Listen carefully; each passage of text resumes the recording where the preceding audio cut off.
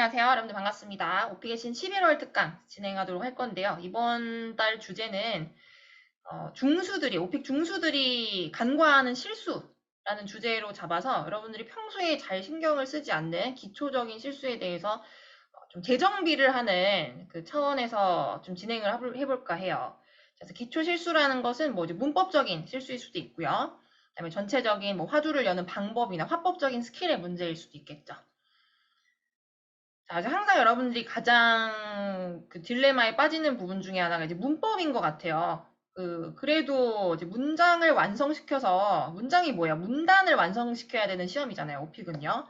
이제 그러다 보니까 그 완성도라든지 그 이해 전달력, 이런 부분들이 사실 절대 무시할 수가 없는 부분이다 보니 본인이 말하면서 이렇게 실수를 많이 하면 이렇게 현타가 오는 경우들이 종종 있죠. 아, 이렇게 틀리게 말하면 안 될 것 같은데, 그렇다고 말을 안 할 수도 없는 노릇이고, 뭔가 학습했던 거를 잘 이제 활용을 해서 문장으로 완성을 하긴 해야 되는데, 그게 좀처럼 퀄리티 있게 잘 안 되는 경우들이 있을 겁니다. 자, 그래서 문법은 어떤 범위에서만 지켜야 된다고 생각을 하시냐면요, 최소한 문장이 성립이 되는 수준에서요.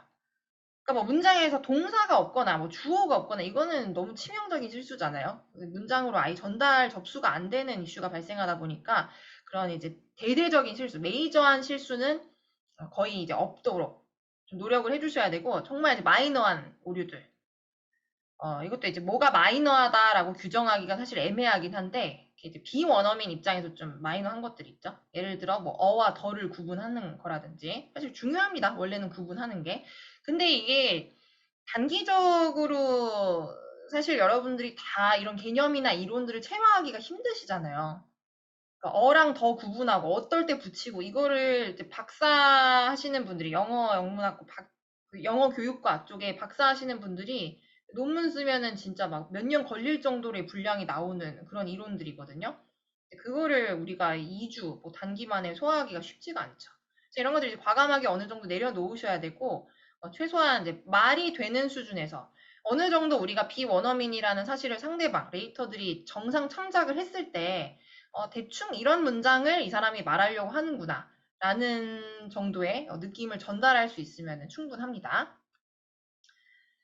자, 그래서 이제 일단 실수를 하면은 좀 안 되는 것들이 있어요. 그게 뭐냐면 첫 번째는 주어 동사의 수일치입니다. 아마 이제 오픽을 지도하시는 분들 중에서 주어 동사의 수일치를 신경 쓰라고 하시는 분들은 그렇게 많지 않을 거예요. 또 어떻게 보면 되게 마이너한 요소이죠. 마이너한 거고 누구나 실수를 할 수밖에 없는 부분인데 이게 3번 틀린다고 해서 사실 등급에 영향이 있는 건 아니에요. 그런데 이게 자꾸 누적이 되잖아요. 누적이 되고 계속 여러분들이 수일치를 못 시킨다라는 인상을 주는 순간 그때는 등급에 영향이 바로 들어가게 됩니다. 왜냐면 여기에 대한 개념이 안 잡혀 있다라는 인상을 계속 줬기 때문에 문법적인 큰 결함이 있다라고 판단을 하는 거거든요. 이게 하나의 뭐 지표나 척도로 작용을 한다라는 얘기죠. 자, 그래서 최소한 우리가 이제 문장을 주어 동사를 세팅을 할 때는 단수 주어일 때는 단수 동사. 네, 뭐 아시잖아요. 이런 거 우리 초등학교 때부터 배우던 거니까. 복수 주어면은 복수 동사. 그래서 주어와 동사의 수일치는 최소한 맞춰서 문장을 좀 정제되게 전달을 할 것을 평소에 많이 신경을 써주시고요. 또 주의사항은 동명사구 같은 걸 사용을 할 때, 우리가 이제 주어를 이제 동명사로 쓰는 경우들이 많죠. 행위를 얘기할 때요. 네, 그런 경우에도 수일치가 안 되는 경우들이 되게 많습니다. 왜냐면 주어가 이제 구나 이제 절이 앞에 오다 보면은 어휘와 어휘가 이제 뭉쳐가지고 되게 길어지잖아요. 그러면은 이제 수일치하기가 더 어려워지는 경우들이 있어요, 아무래도요. 그리고 이제 이런 부정대명사들도 좀 조심을 하셔야 돼요. every, each 이런 거 다 단수 취급. 네, 물론 이제 one of the 뒤에는 이제 복수 명사가 와야 되지만 동사와 이제 수일치를 시켜서 단수 취급한다는 거는 맞죠? everyone도 마찬가지고요. 그래서 실수를 하는 거는 사실 어쩔 수 없는 부분이지만 내가 여기에 대해서 최소한 개념을 알고 있어요라는 인상은 보여줄 수 있도록 노력하시기. 네, 무시해서는 안 되는 부분입니다. 절대로. 이거를 못해서 내가 막 관용구랑 어려운 뭐 시사적인 내용이랑 다 학습하고 암기까지 했는데 원하는 등급을 못 받는다고 생각을 해보세요. 너무 억울하지 않습니까? 고작 이건데. 그래서 이제 기초적인 게 무너지지 않도록. 그리고 실제로 이거 크라이테리아에 있어요. 그런데 평가하는 척도를 보면은 이게 뭐 오픽의 4대 평가 요소라고 하잖아요. 그 이제 큰 추상적인 평가 요소들 말고 우리가 이제 진단서를 달라고 신청을 하면은 이제 진단서가 나오죠. 그 중에 항목 중에 그래마 항목 중에 이게 있어요. 주어 동사 수 일치가요. 뭐 동사의 형태, agreement 이런 것도 있고 태도 봅니다. 수동태, 능동태, 뭐 구분할 수 있는지. 생각을 해보면 우리말로 바꿔서 생각을 해봐도 수동과 능동을 구분을 못하는 거는 되게 치명적이잖아요. 그쵸? 뭐 단순 주어 동사뿐만 아니고요. 네, 그런 것들을 알게 모르게 다 이제 하나의 요소로서 종합적으로 평가하는 시험이다 보니까 볼 수밖에 없는 게 현실인 것 같아요. 그 다음에 두 번째는 이제 동사에 대한 실수입니다. 제가 9월 달에 아마 이제 동사 특강을 했을 거예요. 거기서 이제 뭐 우리가 주로 많이 하다라는 의미로 쓰이는 게 이제 개동사라는 것도 학습을 했고요. 그 외에 이제 수거성 표현들도 좀 많이 봤었죠. 한번 확인을 해볼까요? 그러면 동사를 얼마나 많이 정확하게 알고 계신지. 쉬다라는 표현 한번 여러분들 적어보세요. 아시는 분. 쉬다. 동사로요. 쉬다. 답이 뭐 여러 개가 될 수 있어요. 표현이 하나만 있는 건 아니니까요. 여러분들 알고 계시는 거 한번 적어보세요. 쉬다.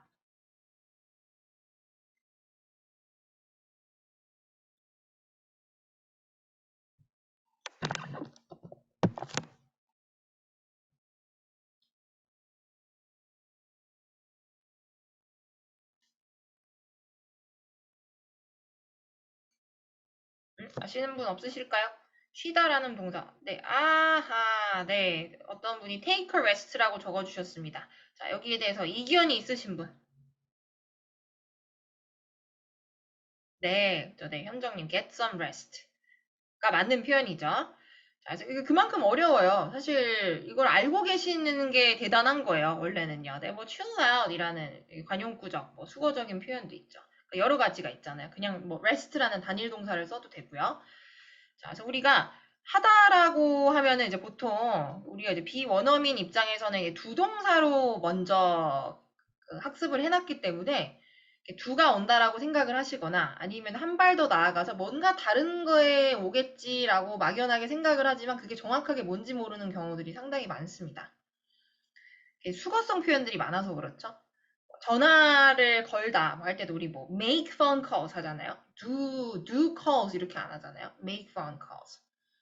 또 뭐 있죠. 뭐 인터넷을 하다 할 때도 뭐 do the internet 이렇게 표현하지 않고 surf the internet 하거나 뭐 get access to the internet 뭐 하는 것처럼요. 뭐 잠을 자다 할 때도 do some sleep 아니 get some sleep 이렇게 get을 쓰는 것들이 또 압도적으로 많기는 하죠. 자, 그래서 동사가 뭔지를 정확하게 인지를 하시면서 공부를 하시고요. 뭐 스크립트가 있어도 마찬가지예요. 거기서 여러분들 눈여겨보셔야 되는 게 항상 동사예요, 동사. 우리가 이제 기억을 할 때 이제 명사들은 보통 한 번 외우면 잘 안 외워지는, 잘 안 잊어버리는데 동사는 우리가 해석을 했을 때 우리말과 좀 결이 다른 것들이 워낙 많아서 실수하기가 제일 쉬운 품사 중에 또 하나입니다. 그리고 또 이제 문장에서 행위를 나타내는 대표적인 품사인데 어떻게 보면 제일 중요한 품사이기도 하죠. 굳이 뭐 중요도를 선별을 하자면요. 자, 동사 학습을 항상 잘 해놓으시고요. 이거는 조금 부족하다라고 판단되시면 9월 특강을 한번 잘 봐주세요. 동사 특강. 다음 세 번째는 전치사의 오류입니다. 전치사 별거 아닌 것 같죠? 기능어 중에 하나고 뭐 문법적으로 펑션적으로 필요하기는 한데 철자도 짧고요. 비중도 워낙에 작고 그러다 보니까 그리고 우리가 사실 발음할 때 거의 퇴화시켜서 슈아 발음으로 발음하는 것 중에 하나다 보니까 더 많이 신경들을 안 쓰시는 것 같아요. 자, 그런데 이제 의외로 원어민들이 이제 상대가 비원어민인지 아닌지를 이제 구분하는 그 영어적인 가장 대표적인 척도 중에 하나가 다름이 아니라 전치사예요. 뭐 이제 발음이나 뭐 억양, 강세 이런 데서도 사실 충분한 척도가 되지만 그런 이제 전달력적인 요소들을 배제를 했을 때 기능적인 것들만 봤을 때 가장 티가 나는 것 중에 하나가 바로 전치사입니다. 자, 그래서 이게 보시면은 아마 조금 공감이 더 되실 거예요, 예시들. 나도 이렇게 했던 것 같은데 하면서.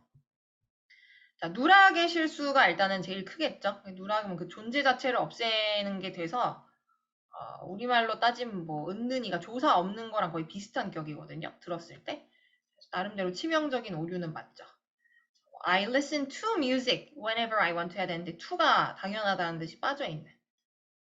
머리로는 아는데 나올 때는 또 안 되는 경우들이 있어요. 그래서 그것도 공부를 하실 때 애초부터 의식을 하셔야 됩니다. 아, 빼먹으면 안 되겠다 하면 이제 뇌에서 한번 각인이 되잖아요. 이렇게 이제 자극을 줘서 한 번 더 각인을 시켜서 나중에 나올 때 올바른 폼으로 나오도록 하시는 거예요. 자, 그다음 두 번째, I get groceries in the local supermarket near my home. 요 두 번째 문장에도 조금 어색한 게 있어요. 이거 혹시 찾아보실까요? 발견하신 분들? 뭐에서 뭘로 수정을 해야지 맞을까요?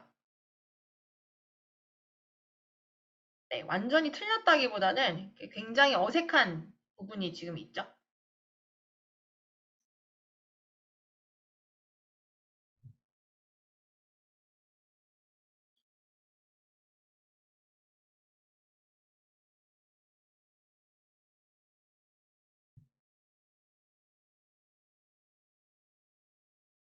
네, 혹시 찾으신 분, 네, 쉽지는 않을 수 있어요. 네, 어가 빠진 것 같아요. 어디요? 어디? 아, 더 대신 어를 말씀하시는 건가? I get 이거는 평소를 얘기하는 거기 때문에 일반화 시킨 겁니다. 네, 그래서 get groceries는 맞아요. 일반화. 때마침 또 잠시 뒤에 볼 겁니다. 일반화도요. 자, 지금 우리 전치사에 대해서 얘기를 하고 있죠. 힌트는요. 네. nearby를 쓰려면 near my home 대신에 nearby를 쓰면 돼요. 근데 nearby my home은 아니죠. nearby는 부사잖아요. 전치사가 아니고요. 네, 그래서 이것도 문제가 없고요. 네, 선님. at the가 맞죠. 그렇죠. 네, in the local supermarket near my home. 이것도 뭐 사실 절대 안 돼까지는 아닌데 이렇게 쓰는 사람이 없어요. 그냥. 네, at이죠. 장소는 일단 기본적으로 at이라고 생각하셔야 되는데 굉장히 특이한 사항이 뭐냐면 약간 이거 Korean specific이에요. 한국 사람들 특. 어떤 장소를 얘기할 때 그 안에서 뭔가 이루어진다라고 우리는 은연중에 생각하기 때문에 괜시리 in을 많이 쓰는 경우들이 있어요.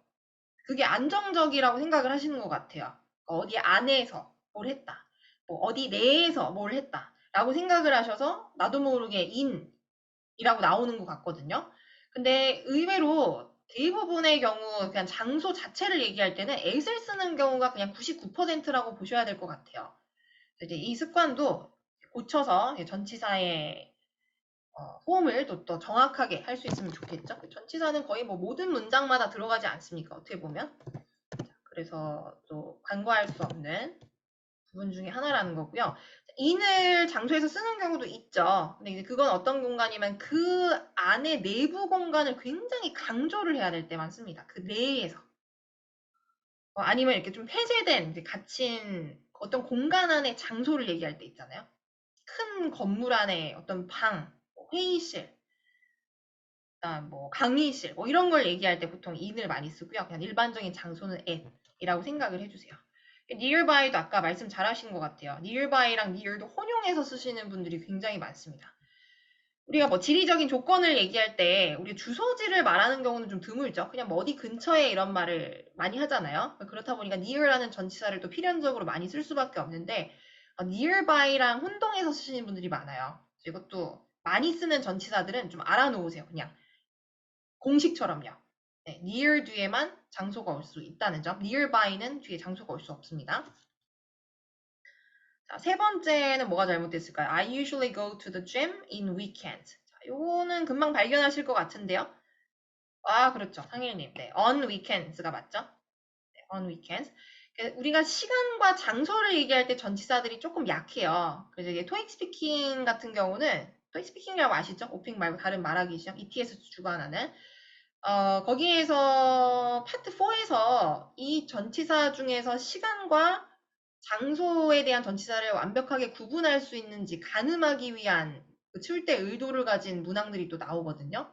네, 그 정도로 비원어민들이 이쪽이 약하기 때문에 이거를 이제 따로 출제 의도를 명백히 가지고 시험을 볼 정도로 우리가 또 취약해서 개선을 해야 되는 포인트는 맞습니다. on weekends.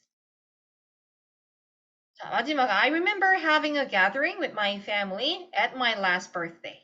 뭔가 이상하죠, 이것도요? 자, 이것도 혹시 아시는 분? 네, on my last birthday. 그렇죠, on이죠. 그래서, 그래도 시간은 대체로 많이 구분을 잘 하시는 것 같아요. 자, 수정을 해줄게요, 둘 다. 맨 위에도 전치사 누락 실수도 조심하실 거예요. 자, 여러분들 다시 한번 당부에 말씀드리는데요. 전치사를 잘 쓰는 사람만이 영어를 잘할 수 있습니다. 이게 이제 진정으로 고수의 길로 가는 길이에요. 제가 동사도 중요하다고 했지만, 네, 대부분 여기에서 실수를 하시는 부분들이 많거든요. 영어를 어느 정도 잘 하시는 분들도요. 사실 얘는 이제 유창성이랑은 상관이 없잖아요. 전치사 이런 이제 마이너한 기능을 하는 단어들이다 보니까 말을 되게 잘하시는 분들, 이제 플루엔트하게 끊임없이 말씀하시는 분들도 여기서 점수가 나가는 경우들이 많아요. 아무거나 막 쓰셔서요. 감각적으로 쓰시는 거죠, 그냥. 네, 감각적으로 쓰시면 안 되고 규칙에 맞게 웬만하면 쓰시고요. 그다음에 네 번째, 일반화의 오류입니다. 이것도 제가 누누이 강조를 했던 거죠. 그래서 아무리 강조해도 지나치지 않은 부분이기 때문에 다시 한번 거듭 강조를 하자면요. 일반화의 오류는 보통 여러분들 인터미디엇 유형에서 많이 틀리세요. 자, 인터미디엇 유형이 어떤 출제 의도를 갖고 질문을 주는 문항이었었죠? 물론 그냥 난이도로 설명하면 평이한 난이도죠. 이제 의도가 있잖아요. 굳이 기준을 놔둔 이유가요. 난이도를. 인터미디엇에서 보고자 하는 게 뭘까요? 여러분들에게.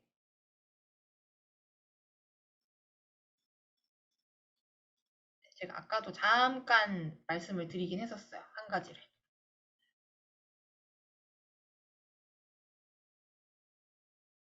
없으실까요? 자, 이거는 현재 시제죠. 인터미디엇은 현재 시제로 답변을 할 수밖에 없는 질문들이 나와요.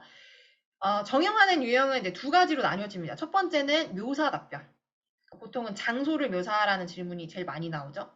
그 다음에 많이 나오는 게 어떤 개념을 묘사하는 것. 그다음 세 번째가 사람을 묘사해야 되는 경우도 종종 있습니다. 주제에 따라서 다르긴 하지만.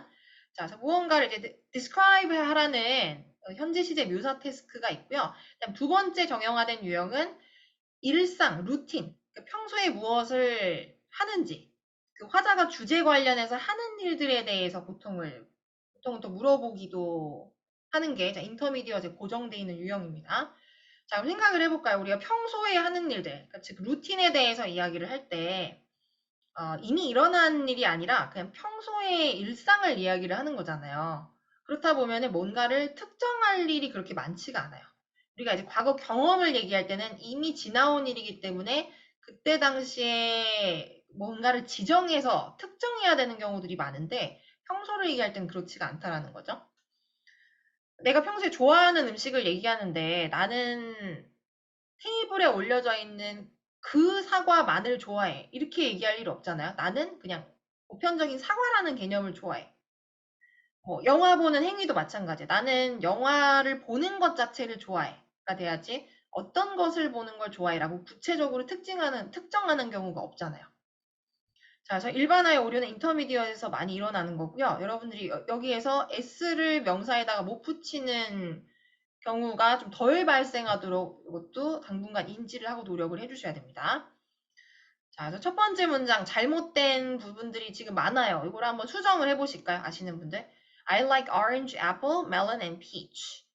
뭔가 빠져있죠? 수정이 필요한 부분을 한번 여러분들이 직접 수정해보세요.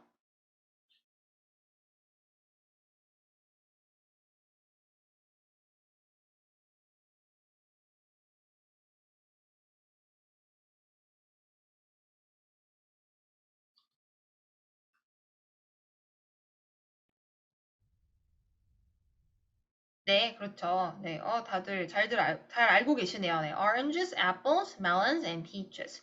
전부 일반화 시킬 수 있는 것들이죠. s를 붙여서요. 자, 이게 이제 별거 아닌 것 같아요. 왜냐면 이제 발음상 크게 티가 안 나기 때문에, 요거 하나쯤이라고 생각하실 수도 있는데, 사실 의미가 달라지기 때문에 안 되는 겁니다. 그냥 발음 차이가 아니에요. 단순히요. 발음의 문제가 아니에요. 일반화는. 내가 이걸 단수로 얘기를 해버리면은 앞에 계속 명사 앞에 그를 붙이는 거랑 똑같아요. 그 오렌지. 나는 그 사과, 그 멜론, 그 복숭아를 좋아합니다. 그러면 상대가 묻겠죠. 그 복숭아라는 게 도대체 뭔데요? 라고 물어야지 정상이에요. 그래서 이런 혼란을 상대에게 주지 않으려면요. 일반화를 시킬 수 있다는 걸 확실하게 보여주셔야 되겠죠. 오픽은 제가 늘 얘기했죠. 인상적 평가라고 하잖아요. 어떤 인상을 끊임없이 계속 심어줘야 돼요. 나는 이런 것도 할 수 있고 저런 것도 할 수 있고 여기에 대한 개념도 잘 잡혀 있습니다. 이걸 여러분들 스스로 입증을 자꾸 해야 되는 시험이란 말이에요. 네, 그래서 많은 것들을 입증해야 되는 기능 시험이기 때문에 응시 시간이 40분이나 되는 거거든요. 40분이면은 말하는 총 시간으로 따지면 상당히 긴 시간이잖아요, 사실상. 여러 가지들을 종합적으로 평가해야 되는 시험이라서 그렇습니다. 자, 두 번째 문장도 혹시 아시는 분들 있으면 고쳐보실까요? Smartphone has become a lot better than in the past. 자, 문장이 뭐 구조적인 문제는 없어요. 네, 여기 또 뭔가 빠진 게 있습니다. 그렇죠. 네, smartphones죠. 그럼 뒤에도 이제 바꿔야 돼요. 제가 이제 수의 일치가 아까 중요하다고 가장 첫 번째로 설명드렸었어요. 그럼 자동으로 뒤에 has도 당연한 거지만 뭘로 바뀌어야 될까요? 네, have로 바뀌어야 되죠. 네, 지금은 여러분들 당연하다고 생각을 하실 거예요. 아니 그럼 당연히 스마트폰 쓰니까 have지. 나를 뭐 유치원생으로 보나? 이렇게 하실 수도 있는데 이거는 지금 우리가 눈으로 보기 때문에 가능한 거고 텍스트가 눈에 안 보이면은 사실 이런 것들을 하나하나 지키기가 되게 힘들어져요. 경험이 있으신 분들은 아실 겁니다. 그냥 너무 신경 쓸 것들이 많기 때문에 처음부터 자리를 잘 잡아놓고 습관을 들이는 게 중요한 거죠. 자, 인터미디엇 유형에서 일상을 얘기할 때 특히나 조심해 주시고요. 과거의 경험과 구분할 수 있다는 걸 보여주시는 거예요. 자, 다음은요. 이건 좀 합법적인 얘기인데요. 질문의 요지와 연관 없는 화두연은. 이런 분들이 굉장히 많아요. 이것도 잘 몰라서 그러시는 분들도 있는데 사실 이렇게 실천하는 게 현실적으로 어려워서 안 되시는 분들도 많습니다. 자, 그래서 어떤 경우냐면은 만약에 질문이 라이브 음악을 들었던 경험을 묘사하라는 태스크예요. 주제가 음악이겠죠?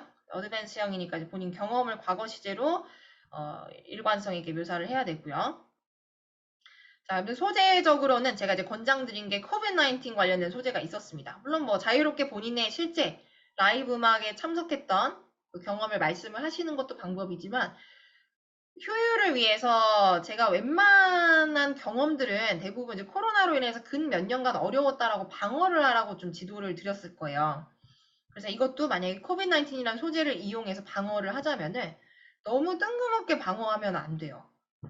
뭔가 논리적으로 이렇게 유착이 잘 되는 게 중요하거든요. 이 소재를 쓰는 것 자체만으로도 기특하긴 한데, 네, 이게 아무리 내용이 좋아도 지금 이 경험이라는 태스크, 그리고 이 음악이라는 주제와 연관성이 떨어지면 점수를 안 주도록 되어 있습니다. 네, 좀 냉정하죠. 냉정한데 맞잖아요. 주제와 연관성이 있어야지 점수를 줄 수 있잖아요.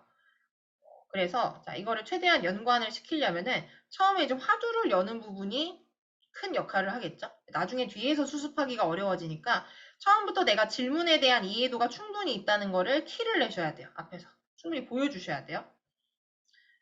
자, 그래서 처음부터 밑도 끝도 없이 깜빡이도 안 켜고 코로나가 어쩌고저쩌고 시작을 하기보다는 Well, I can hardly remember a time when I heard live music. 정확하게 짚어주세요. 질문에서 나온 소재를요. 내가 딱히 라이브 음악을 들었던 적은 크게 기억이 나지 않는 상황입니다. 그리고 그에 대한 근거, 왜 그런지. I haven't been out much lately because of the COVID-19. 저는 코로나 때문에 최근에 나갔던 적이 별로 없었던 것 같습니다. 자, 이렇게 연결을 시켜야겠죠. So these days it's not safe to go outside, you know. And I've been practicing social distancing quite well. 그렇죠. 이거죠. 그래서 요즘에는 또 나가는 게 안전하지 않잖아요. 그래서 아시다시피 저는 지금까지 코로나 때문에 사회적 거리 두기를 잘 실천해 왔습니다. 그러니까 라이브 음악을 못 들었다라고 얘기를 하는 거예요. 결국에는요. 근데 그 이유가 코로나 때문인 거죠. 코로나 때문에 최근 몇 년간은 좀 이런 활동적인 액티비티를 하기가 어려웠기 때문에 현실적으로. 그러면서 좀 더 제너럴한 이야기로 풀어나가는 거예요. 네, 여기서는 이제 확장을 해도 무리가 없죠. On our daily lives. 비단 라이브 음악뿐만 아니라 그냥 우리의 전반적인 삶 자체에 어떤 제동이 걸렸었는지 이야기를 나아가는 방식입니다. 자, 그래서 재활용을 하실 때 어떤 소재나 답변을요, 앞에 화두를 어떻게 여실지에 대해서 이 주제와 잘 연관을 지어서 연습을 해보셔야 돼요. 이건 연습을 안 하면 또 안 나오는 부분 중에 하나죠. 그래서 뒤에 있는 이제 소재만 외워서 언젠간 써먹어야지 라고 막연하게 생각하지 마시고 실제로 본인이 여러 질문에 걸쳐서 한번 연습을 해보세요. 머리로 뭐 이미지 트레이닝을 하시는 것도 방법이고요. 자, 다른 예시도 한번 볼까요? 지난번 휴가 때 했었던 일들을 자세하게 묘사를 하래요. 이것도 결국엔 휴가 때 있었던 경험이네요. 주제는 휴가고 태스크의 성격은 과거 시제로 경험 이야기하기. 자, 그럼 이것도 뭐 마음만 먹으면 코비드-19으로 대응할 수 있어요. 뭐 코로나 때 나가는 것 자체가 좀 힘들었기 때문에 거의 집에만 있었던 것 같다 하면서 코로나 관련된 또 일반적인 얘기를 확장해 나가는 방법. 그다음 두 번째 옵션은 많죠. 여러 가지가. 답이 딱 소재가 정해져 있는 게 아니잖아요. 본인이 소재는 자유롭게 정하면 되기 때문에.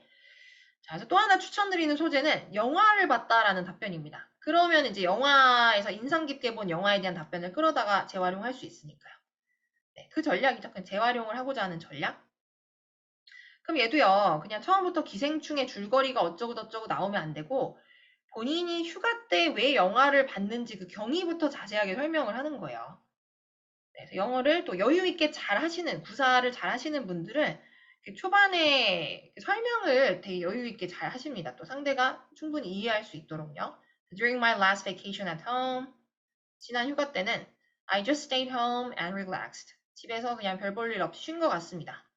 자, 그러면서 이제 뭘 봤다라는 얘기를 슬슬 꺼내요. I watched some TV and chilled at home. 그냥 집에서 TV 보면서 굴러다닌 것 같아요. 다음 이제 영화에 대한 얘기 언급. And I remember watching the Korean movie Parasite.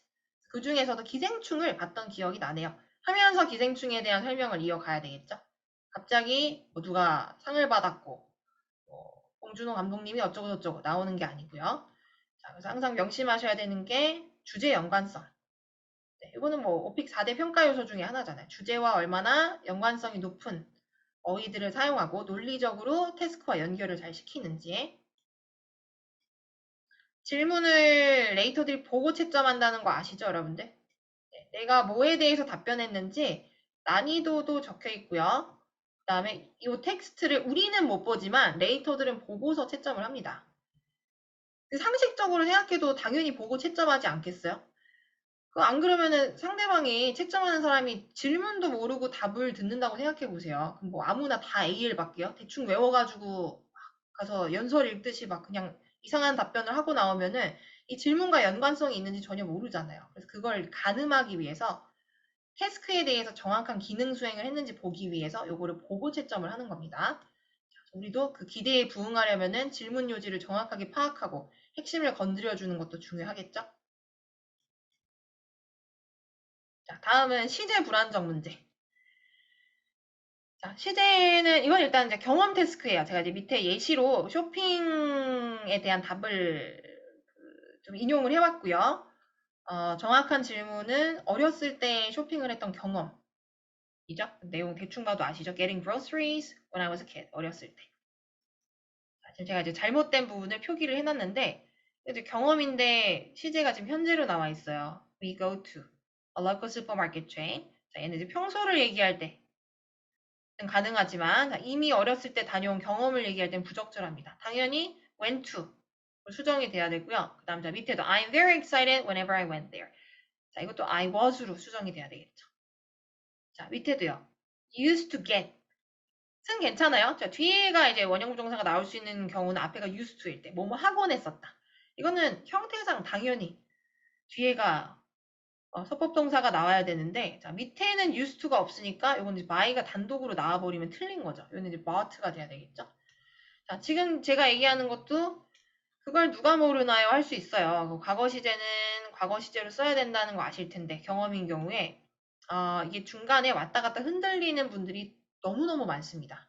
여러분들이 지금 머리로는 알아요라고 비록 끄덕끄덕 하시겠지만 이걸 싹 다 지우고 자발적으로 얘기해보세요 하는 순간 분명히 그 시제적인 오류가 하나 이상은 발생하는 경우들이 대다수예요. 네, 그래서 녹음을 하셔서 직접 들어보고 체크를 해놓으셔야 돼요. 본인이 또 자주 틀리는 거는 습관적으로 자주 틀린다는 뜻이에요.